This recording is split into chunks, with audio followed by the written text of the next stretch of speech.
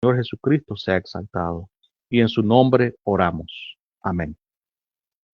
Bueno, hermanos, de nuevo, gracias le doy a todos por su participación, hermanos, y ah,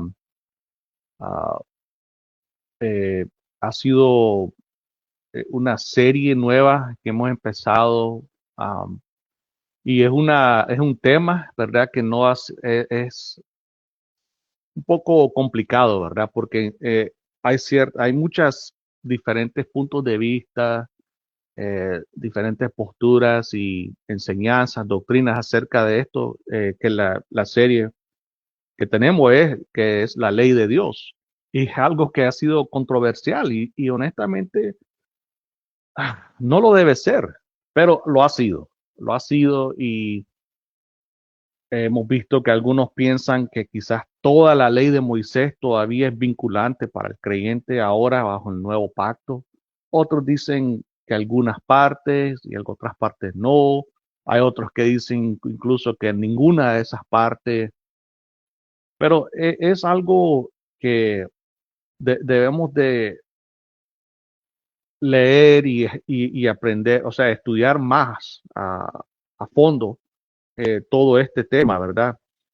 Porque es necesario para el cristiano especialmente porque necesitamos saber qué nos corresponde a nosotros como creyente, como parte del pueblo de Dios.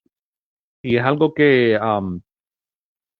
gracias a Dios los estudiosos han ido aprendiendo más y, y han escrito muchas obras acerca de este tema, ¿verdad? Muchos libros y todo eso, y uno va aprendiendo más. De eso se trata, no es algo que vamos también simplemente dejarnos llevar por lo que algún académico dice o incluso por la tradición, sino que tenemos que ponerlos todos de una manera que estén de acuerdo, ¿verdad? Que tenga sentido lo que se está diciendo, lo que se está enseñando acerca de lo que es la ley de Dios. Y como hemos visto acerca de la ley, existe la ley eterna, que es la ley moral de Dios, que es su carácter, ¿verdad? Que de ahí emana toda esa ley, de lo que es Él, de su carácter. Pero también sabemos que hay algunas leyes que están escritas en el Antiguo Testamento, leyes más que tienen que ver con el ritualismo, el culto, ah, leyes civiles, cuando la nación de Israel o el reino de Israel era una teocracia, quiere decir que era gobernada por Dios, pero muchas de esas cosas hoy en día ya quizás no nos pertiene a nosotros, no es para nosotros, pero existe lo que se le conoce como los 10 mandamientos.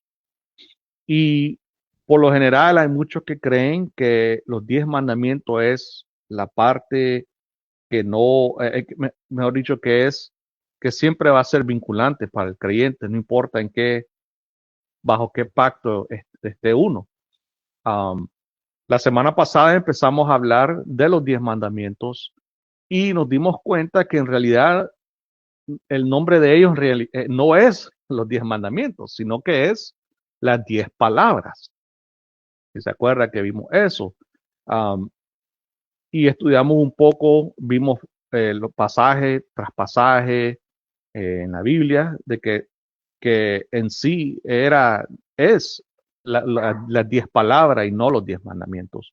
Pero igual se les puede llamar mandamientos porque dentro de las 10 palabras hay mandamientos. Entonces, el día de hoy, el título le he puesto como Los 10 mandamientos, parte 2. Como les dije yo, que este va a ser quizás, hablando de los 10 mandamientos, quizás va a ser no sé cuántas, dependiendo también si vamos a ir mandamiento por mandamiento, uno por uno, explicándolo, o por lo menos unos dos, tres estudio. No sé cuánto vamos a dilatarnos solamente aquí en los 10 mandamientos, pero yo pienso que sí es importante para ver exactamente qué es lo que son los 10 mandamientos o las 10 palabras, que yo prefiero ya decirle las 10 palabras. So, si usted me oye decir las 10 palabras, me estoy refiriendo a lo que se le conoce tradicionalmente como los 10 mandamientos. Entonces, hermano, para comprender mejor el pacto que Dios hizo con Israel, necesitamos analizar la situación en su conjunto. Necesitamos mirar el panorama general o su contexto histórico. Así pues, al analizar la situación, el panorama, su contexto histórico de Israel, Dios con Israel, bueno, podemos ver que aquí había personas que durante cientos de años, 400 años para ser exactos, solo conocieron la esclavitud y la cultura egipcia. Eso tiene mucho que ver, hermano, porque obviamente viviendo 400 años como esclavo en una cultura pagana, se le iba a pegar mucho de esa cultura, ¿ok? Nadie puede decir que no, que ellos siempre se mantuvieron aparte, aunque ese fuera el caso. Era imposible que no se contaminaran, digamos, de cierta manera, de las creencias de paganos de los egipcios, de esa cultura. Y entonces ahora Dios estaba a punto de reconstituirlos en un pueblo totalmente nuevo en la faz de la tierra. Sabemos que eran ellos, eh, estaban unidos por su relación de parentesco. Eso es lo que los unía a ellos porque eran todos hijos eran parientes, familia de Jacob y de los 12 hijos de Jacob. Pero en realidad no eran una nación, no eran un pueblo en ese sentido. Y sabemos que más adelante Dios los creó, los formó y los hizo una nación, después un reino y todo eso, ¿verdad? Pero en este momento, cuando ellos estaban ahí en Egipto, no eran, obviamente. En ese sentido, ellos iban a ser un pueblo totalmente nuevo. Entonces ellos no solo debían formar un ejército de guerreros para conquistar la tierra prometida a sus antepasados, sino que también debían constituir una comunidad capaz de convivir tanto durante su travesía por el desierto como finalmente en la propia tierra de Canaán. O sea que la tarea iba a ser difícil, honestamente hubiera sido imposible si no fuera por Dios, lo que ellos tenían que hacer. Estamos hablando de un grupo de personas que eran esclavos, que no sabían nada de cómo defenderse, cómo ser un ejército de guerreros, de conquistar a otra tierra, ahora se imaginan.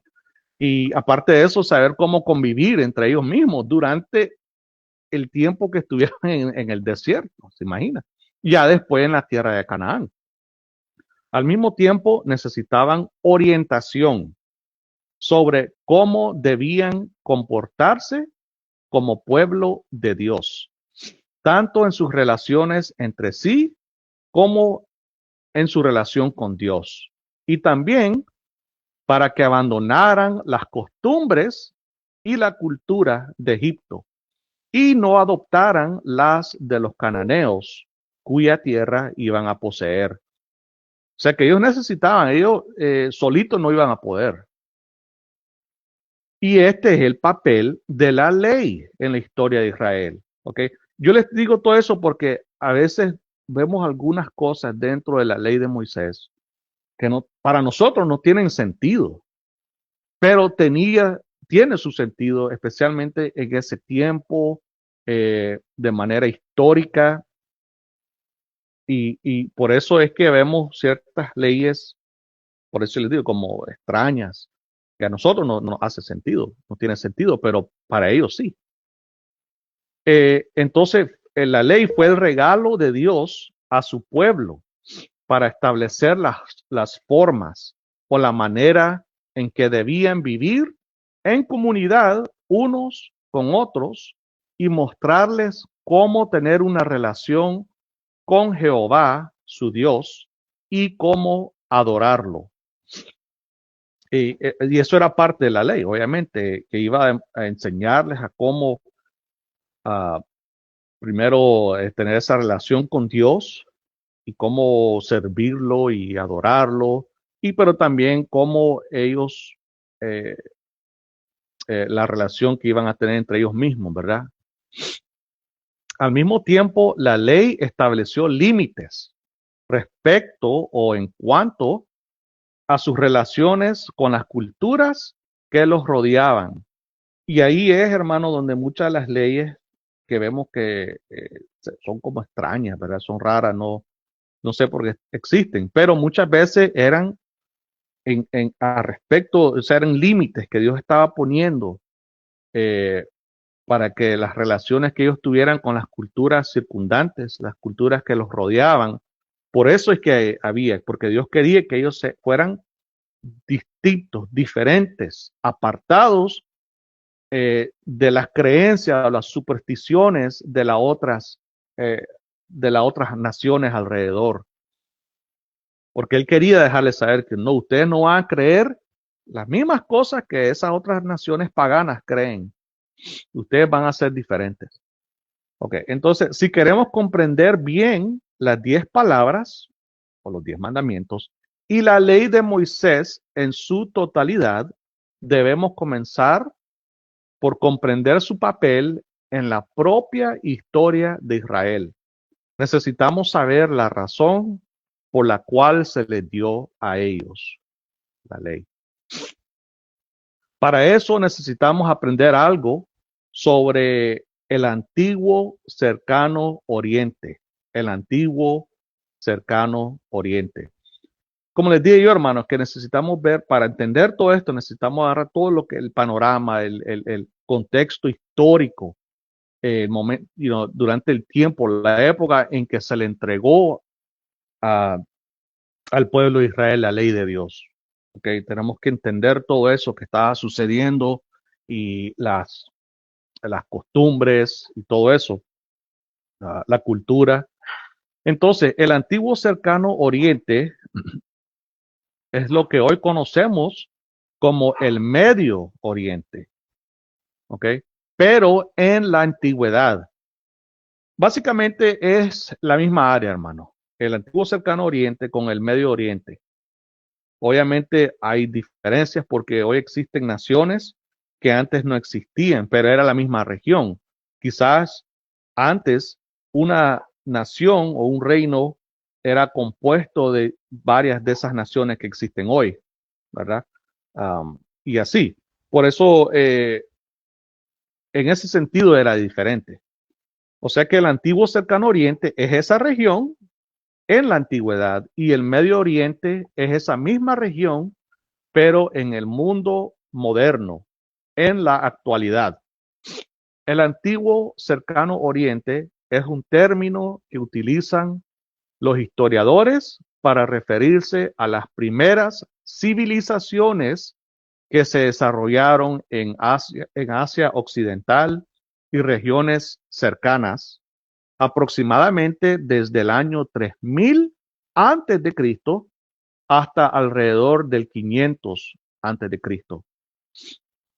Algunas de las civilizaciones del antiguo cercano oriente incluyen los sumerios, los acadios, los babilonios, los asirios, los hititas, los fenecios, los, sí, los fenecios, los ilamitas, los antiguos egipcios, el imperio persa y por supuesto los israelitas, aunque estos últimos fueron los menos antiguos, o sea, en comparación con los demás. Eh, Como lo han señalado los eruditos durante algún tiempo, el pacto hecho con Israel es paralelo en líneas generales a la forma y estructura de los tratados internacionales en la cultura del antiguo cercano Oriente de los siglos 15 al 13 antes de Cristo. El pacto mosaico, o sea que el pacto con Israel, se asemeja a los tratados de soberanía y vasalle, vasalle de los hititas de aquella época. Los hititas vimos que era una de esas civilizaciones antiguas, primeras civilizaciones de esa área. Entonces hay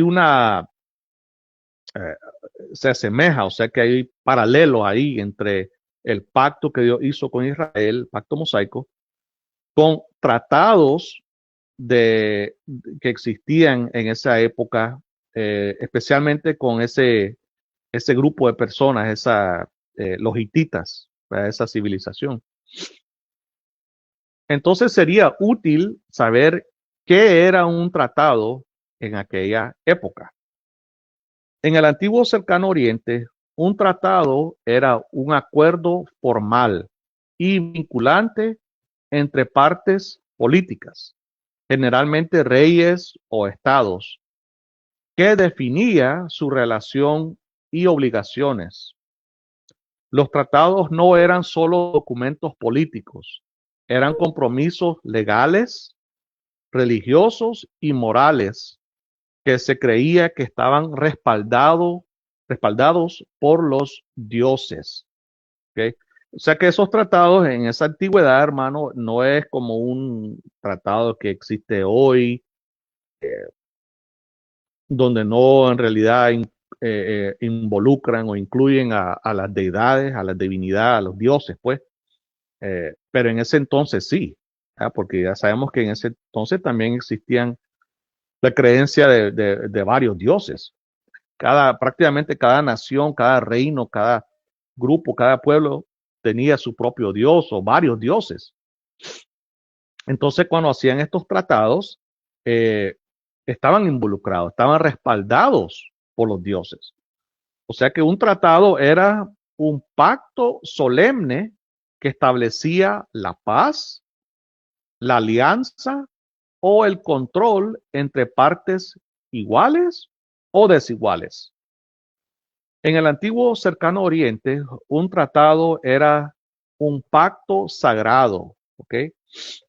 Y ya para que ustedes vayan pensando, ok, wow, okay, esto me suena como algo, ya se conozco ahí bíblicamente hablando, ¿verdad? O sea que un tratado era un pacto sagrado y vinculante que regía las relaciones políticas bajo autoridad divina y no simplemente un contrato diplomático. No era un contrato diplomático en el sentido moderno, sino que esto era algo eh, que estaba bajo autoridad divina. Era un pacto sagrado estos tratados, hermano. No es como hoy en día, que no es así. Romper un tratado se consideraba no solo un delito político, sino también una ofensa contra el orden divino. Ya estamos más o menos poniéndolo todo en focus, en enfoque. Eh, ¿Cómo es que ya operaban en ese entonces, durante ese tiempo, en esa época, en esa área, en esa región? Eh, para ellos estos tratos, hermano, era algo serio, no era algo que simplemente se rompía un delito político no, esto era algo que era una ofensa contra los mismos dioses.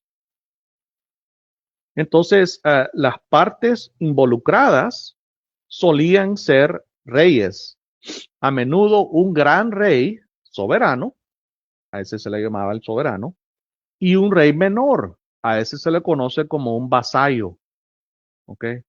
So, el rey, el gran rey es el soberano y el rey menor es un vasallo. ¿Qué es un soberano y qué es un vasallo? Un soberano era un gobernante, un rey o imperio poderoso en el antiguo cercano oriente que controlaba a otros reyes o pueblos más débiles. El soberano era la máxima autoridad.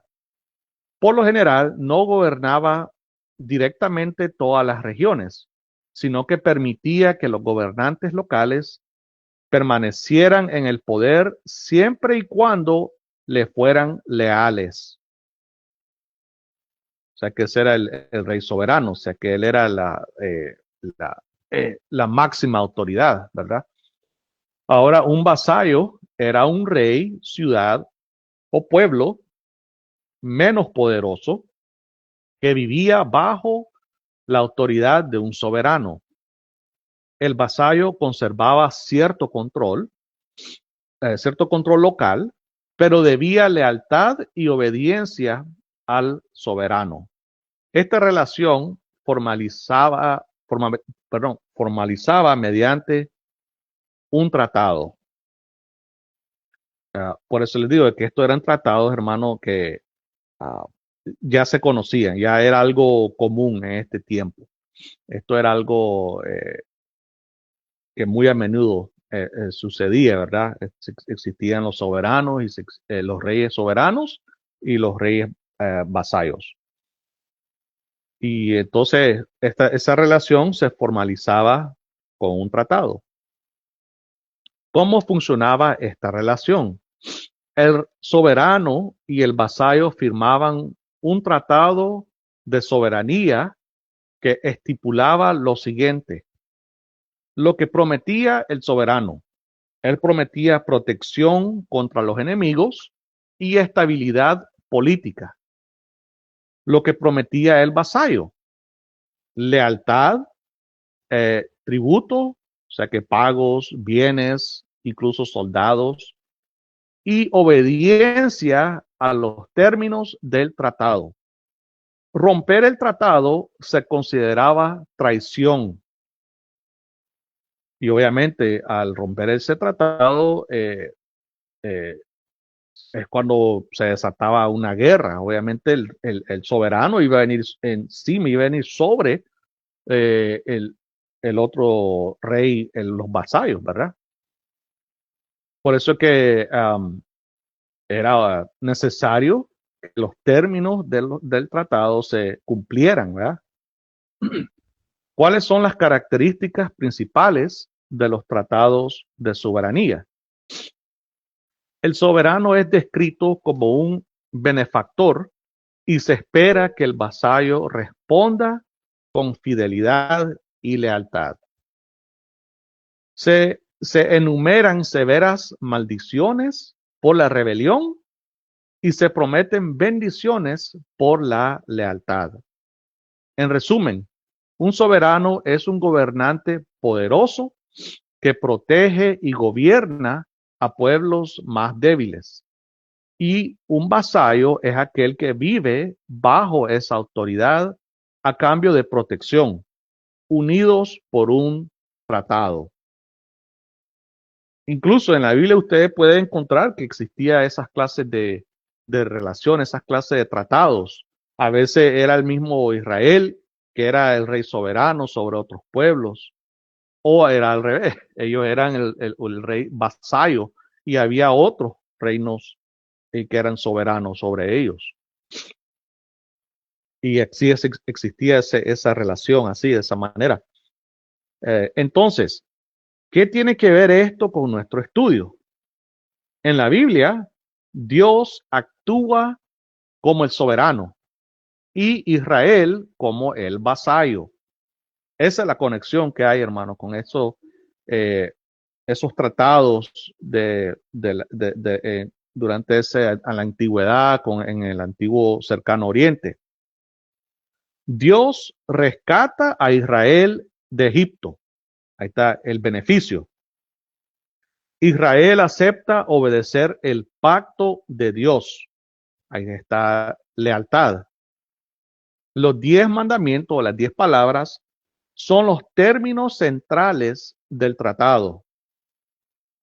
Pero a diferencia de los soberanos humanos, Dios no es explotador, sino que busca la fidelidad moral, no simplemente la lealtad política. Eh, o sea que también, como por ejemplo los soberanos eh, humanos, ellos están buscando algo que les va a beneficiar a ellos también, ¿verdad? Pero Dios no está buscando eso, sino que Él quiere uh, bendecir a ese pueblo, a ese vasallo, ¿verdad? Y Él busca fidelidad moral y no solamente una lealtad política. Durante este periodo, los reyes poderosos, soberanos, firmaban tratados con reyes o pueblos de menor rango, los vasallos. Estos tratados solían incluir uno, preámbulo, identifica al soberano. Soy el rey tal, el rey, el faraón, no sé, o sea, él se identifica.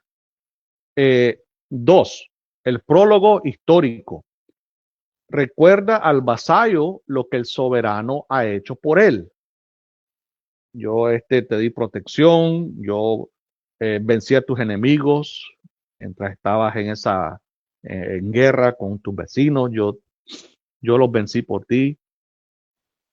Tres, estipulaciones, obligaciones que el vasallo debe cumplir. Ahora ustedes tienen que hacer esto y esto y esto, me tienen que dar a mí tanta cantidad de oro, por ejemplo, cada tanto, y ciertas cosas así, estipulaciones. Cuatro, bendiciones y maldiciones, consecuencias de la obediencia o la desobediencia. Cinco, testigos, generalmente los dioses. Obviamente sabemos que esa gente tenía varios dioses. Entonces ellos ponían como testigo a los dioses, el dios Zeus, no sé, tantos dioses que existían, ¿verdad? Ellos eran los testigos de ese tratado que se estaba haciendo. Ahora, número 6, depósito y lectura pública. ¿Cómo se conserva ese tratado y se da a conocer el tratado?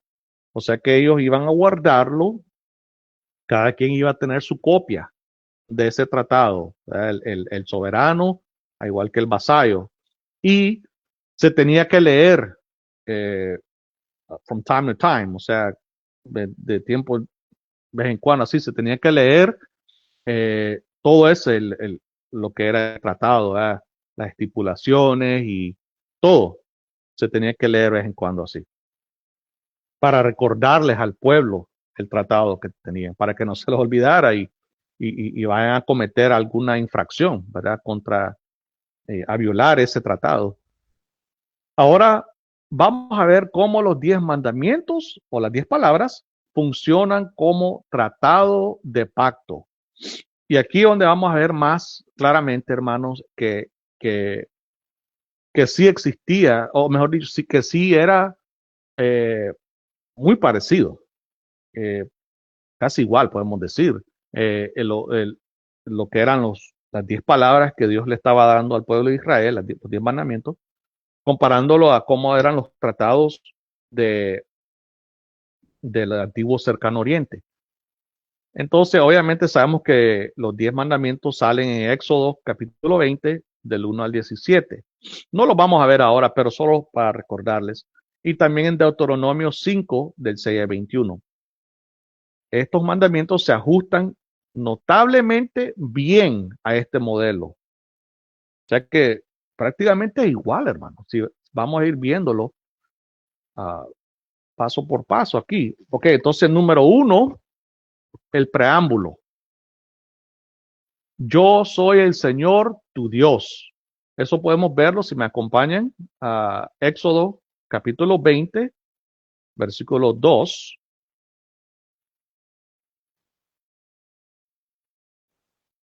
Éxodo capítulo 20, versículo 2.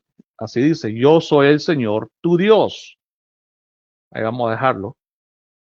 Ahí está, se está identificando el soberano. ¿Quién es él? Yo soy el Señor.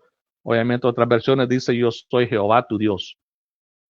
Ahí es donde se está identificando él como el soberano. Entonces, al igual que un soberano se presenta a sí mismo, y así estaba haciendo Dios con ellos, él se estaba presentando. Número 2, el prólogo histórico. Ahí mismo en Éxodo 20, versículo 2, es el resto del versículo donde dice que te saqué de la tierra de Egipto, de la casa de servidumbre. Y ese es, eh, esto recuerda los actos benévolos de Dios en el pasado, tal como lo hacían los tratados del antiguo cercano oriente. O sea, al igual que hacía esa gente que decía, yo soy el rey tal, que te ayudé aquella vez, que vencí a tus enemigos, que así. Entonces así Dios mismo lo está haciendo. Yo soy Jehová tu Dios, que te saqué de la tierra de Egipto, de la casa de servidumbre, de la casa de esclavitud. Y Él les está recordando esos actos benévolos que él hizo en el pasado para esta gente, al igual que los tratados de ese tiempo, del antiguo cercano oriente.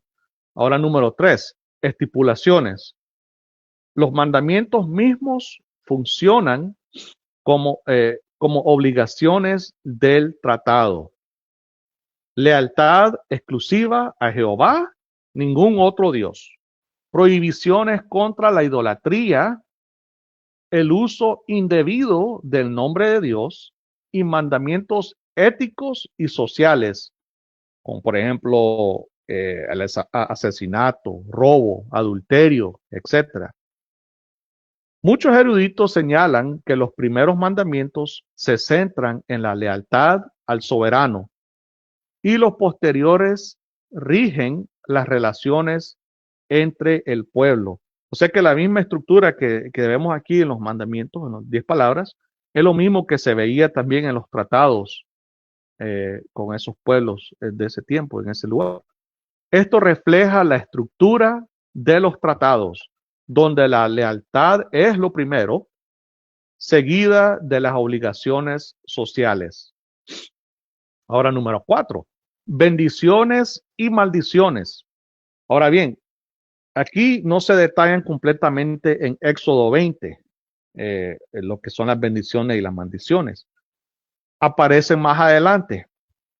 Um, Aparece en el libro de Levítico, capítulo 26, y Deuteronomio, capítulos del 27 al 30.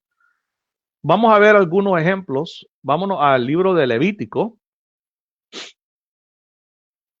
Levítico, capítulo 26, versículos del 3 al 4. 26 del 3 al 4. Dice así: si andan en mis estatutos y guardan mis mandamientos para ponerlos por obra, yo les daré lluvias en su tiempo, de manera que la tierra dará sus productos y los árboles del campo darán su fruto. O sea que aquí ya son las bendiciones de guardar sus estatutos, los mandamientos, o mejor dicho, sí, guardar las estipulaciones del tratado. El versículo 6, ahí mismo, vámonos al versículo 6, dice, daré también paz en la tierra para que duerman sin que nadie los atemorice. Asimismo, eliminaré las fieras y todo eso, que no pasará espada por su tierra. Esas son las bendiciones. O sea, que Él les va a dar la lluvia, Él les va a dar, los va a bendecir con todo eso y también los va a proteger. ¿Okay? Ahora vamos a ver las maldiciones. Ahí mismo, en el capítulo 26 de Levítico, vamos a ver los versículos del 14 al 17. 14 al 17. Pero si ustedes no me obedecen y no ponen por obra todos estos mandamientos, si desprecian mis estatutos y si su alma aborrece mis ordenanzas, para no poner por obra todos mis mandamientos, quebrantando así mi pacto, yo por mi parte les haré esto. Pondré sobre ustedes terror repentino, tisis y fiebre que consuman los ojos y hagan desfallecer el alma. En vano sembrarán semilla, pues sus enemigos la comerán. Fijaré mi rostro contra ustedes para que sean derrotados delante de sus enemigos. Los que los aborrecen los dominarán y ustedes huirán sin que nadie los persiga. Entonces, ahí podemos ver las bendiciones y las maldiciones, igual como los tratados de ese tiempo, del antiguo cercano oriente. Entonces, estos capítulos son muy similares a las secciones de maldiciones y bendiciones de los tratados del antiguo cercano oriente. Ahora, número 5, testigos. En lugar de invocar múltiples dioses, como lo hacían los tratados del antiguo cercano oriente, el pacto de Israel llama al cielo y a la tierra como testigos. Eso podemos verlo en Deuteronomio capítulo 30. Vámonos a Deuteronomio capítulo 30, versículo 19. Deuteronomio 30, 19. Dice así. Al cielo y a la tierra pongo hoy como testigos contra ustedes de que he puesto ante ti la vida y la muerte, la bendición y la maldición. Escoge pues la vida para que vivas, tú y tu descendencia. Ahí están los testigos. Obviamente, como Dios es el único Dios, Él no va a poner a otros dioses como testigos. Entonces, ahí también está la parte de los tratados de esa época. Ahora, número 6. Depósito y lectura pública. Las tablas, o sea, ya sabemos que las tablas, hermanos, era donde Dios, con el dedo de Dios, dice que Él escribió las 10 palabras o los 10 mandamientos en 2 tablas, si se acuerdan. Entonces, las tablas se colocan en el arca del pacto. También si saben eso, de que ellos iban a ir, el arca del pacto donde iba a ir las tablas. Y hermano, este era el contrato, para que lo veamos de esa manera, hermano, para que lo entendamos mejor. Ese era el contrato, o sea, el trato, el tratado que habían hecho, ese pacto. Entonces iba a ir metido, guardado, el depósito, y después la ley debe leerse públicamente, a igual que estos tratados de antes. Eso podemos verlo en Deuteronomio. Vámonos a Deuteronomio siempre, capítulo 31. Deuteronomio 31, versículo 11. Dice así.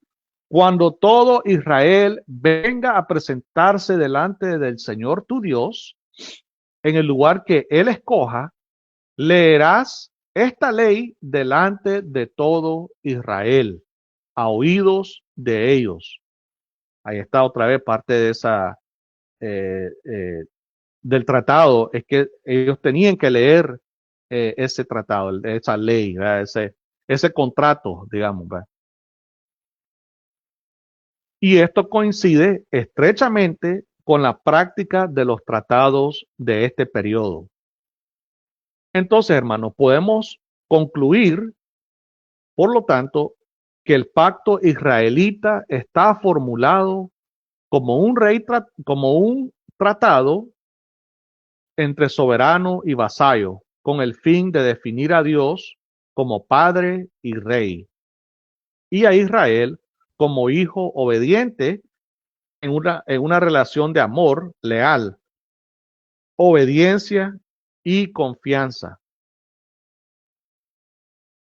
Ahora, si bien existen similitudes entre el pacto establecido con Israel y los tratados del antiguo cercano oriente, también hay diferencias fundamentales. Aunque similares en su forma, los 10 mandamientos o las 10 palabras son teológicamente únicos. Soberanía divina, o sea que el soberano no es un rey humano, sino Dios mismo. Gracia antes que ley.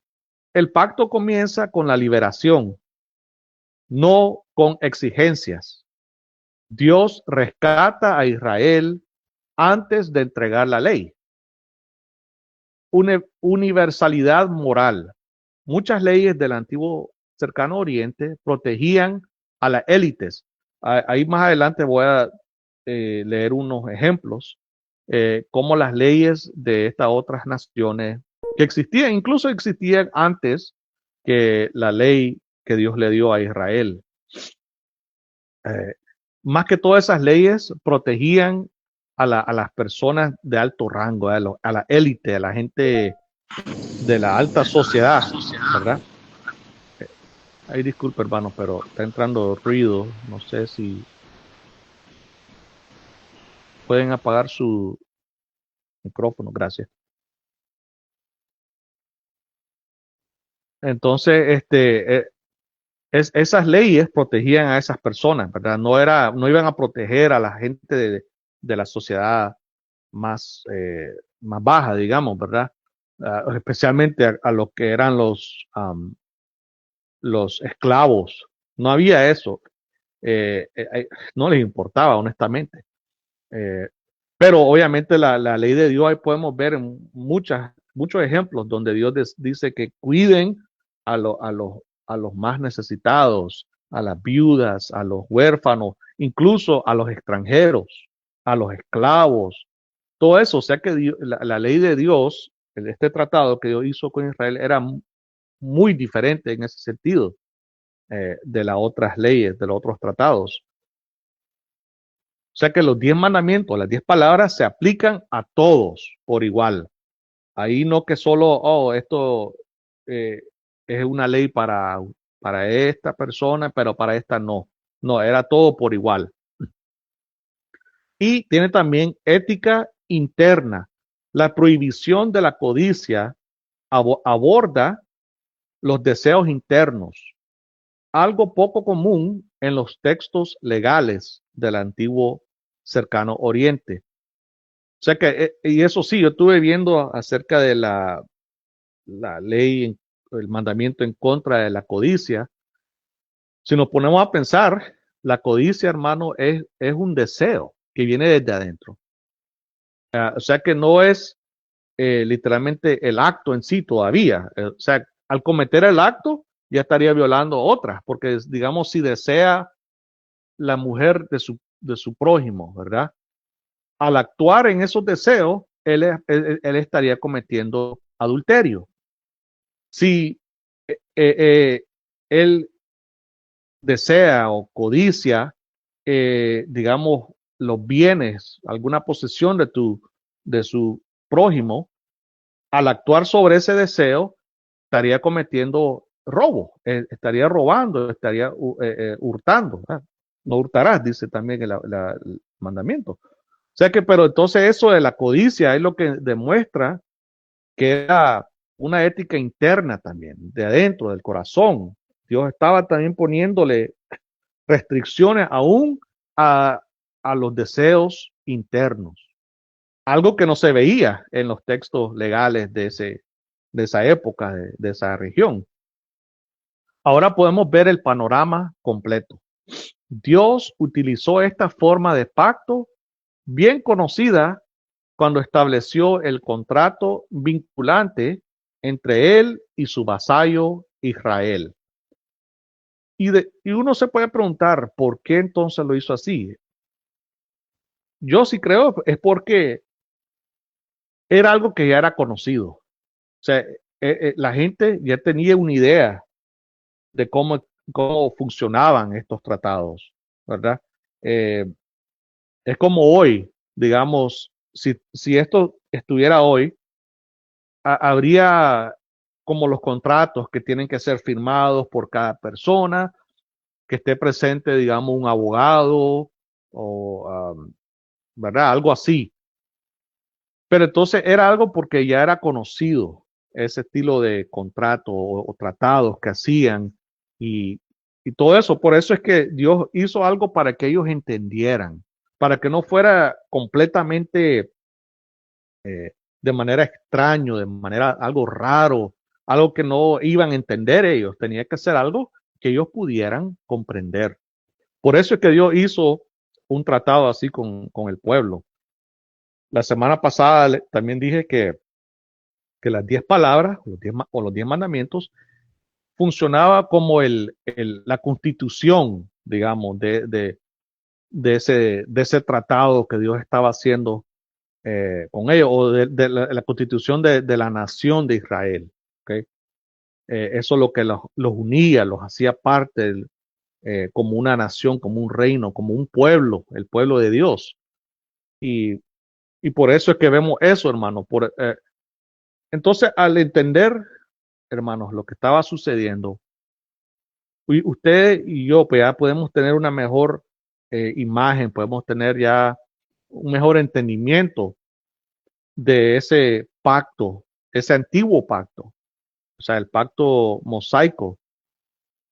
Y ya usted puede ir entendiendo que quizás ya ese pacto, lo que lo que Dios hizo con ese pueblo en ese entonces, por eso es que mucho de eso, incluso yo diría que ese pacto ya no está vigente. Obvio, el Nuevo Testamento lo explícitamente enseña que ese pacto ya no está vigente. Nosotros ahora estamos bajo un nuevo pacto, un nuevo tratado, podemos decir, ¿verdad? Un nuevo contrato. Y este pacto no tiene fin y el que cumplió todas las exigencias de ese pacto es nuestro Señor Jesucristo. Lo que nosotros ahora estamos exigidos, obligados a hacer es tener fe, es creer en nuestro Señor, creer de que Él hizo todo, Él cumplió con todas las estipulaciones, con todas las leyes, con todas las demandas, Él cumplió y nosotros tenemos que ahora poner nuestra fe en Él. Obviamente, dentro de la ley eh, eh, del pacto, la ley mosaica, hay leyes que son morales, que son eternas. Esas mismas se van a cruzar o a transferirse del pacto antiguo al nuevo pacto. O sea que va a haber algunas cosas que son iguales, porque no cambian, porque ya como dije yo, la ley moral, eso emana del carácter de Dios y Dios no cambia. Entonces, obviamente, Él nunca va a decir que está bien que robes, que cometas adulterio, fornicación, toda clase de sexual, inmoralidad sexual o asesinato, homicidio. Él nunca va a permitir esas cosas. Solo porque ahora estamos bajo un nuevo pacto y que el antiguo pacto ya no es vinculante con el creyente de hoy en día, no quiere decir que esas cosas no van a aplicar también para nosotros. ¿Okay? Obviamente todo eso vamos a ir explicando mientras va este estudio, esta serie, y vamos a tocar algunos de las leyes que parecen extrañas en el Antiguo Testamento, pero podemos ver más allá del superficie, del surface, y ver más dentro qué es lo que tienen los principios que tienen ciertas leyes. ¿Okay? Un ejemplo, hay una parte donde dice que no pondrás un, algo donde se puede tropezar una persona ciega. Y podemos ver eso y decir, wow, eso es obvio. Pero ¿qué es lo que está demostrando ahí? Que uno tenga eh, consideración por los demás, ¿verdad? Eso es parte de la ley moral de Dios, que no vayas a hacer algo que le pueda hacer daño a alguien más, a tu prójimo. Por eso es que dice que tienes que amar a tu prójimo como a ti mismo. A igual que a ti no te gustaría que, digamos que no puedes ver, estás algo ciego y vas caminando y alguien pone algo ahí que donde te puedes tropezar, no te gustaría. Eso lo mismo, todas esas leyes, a veces era necesario, más en ese tiempo, hermano, la gente era un poquito más como la palabra, a little more callous, que, que no tenían esa consideración de los demás. No pensaban en otros, sino que era una cultura un poco más eh, egoísta, así que solo pensaban en ellos y tenían una idea de si eres de una clase baja, digamos, entonces tu vida importa mucho menos que los demás. Mientras Dios viene y dice, no, todos fueron creados a imagen y semejanza de Dios. Todo ser humano tiene dignidad, tiene valor, tiene aprecio. Eh, no es como esas culturas paganas, que ellos no lo veían de esa manera. Por eso es que podemos ver la ley de Dios como algo lindo, hermano, precioso. Es cierto que vas a ver y decir, uy, pero hay algunas cosas ahí que están feitas. Eso se entiende, pero tenemos que tomarlo en su contexto, todo en su contexto, hermano. Ahora lo vemos algo como feo, porque en el tiempo que vivimos, y ese tiempo que vivimos, hermanos, ¿saben una cosa? Es por gracias a nuestro Señor Jesucristo. De que el Señor vino a este mundo y hizo lo que Él hizo, el mundo cambió, el mundo entero cambió, hermano. Ahora existen cosas o leyes que protegen al prójimo que antes no existían. O sea que Dios ha venido a influenciar, a hacer influence al resto del mundo.